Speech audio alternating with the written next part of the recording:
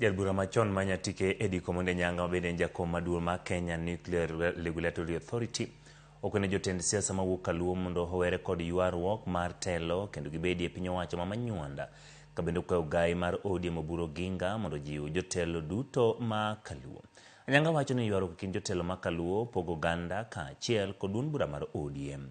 Wacho ni wacho magi kinde ma jotelo mawuok Kaluo onego bed kamoro achiel kendo tiko thuolo ma gintiere piny owacho ma Manywanda e kelo dongruok Kaluo.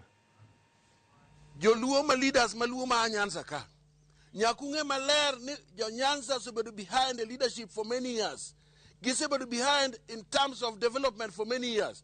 Samba jo moko mano se develop temo diro kidiri ka confuse igo ni kodi dwa giu kodgi ibiro dok chien kendo ibiro end up ni oketno ga leadership midwaro no.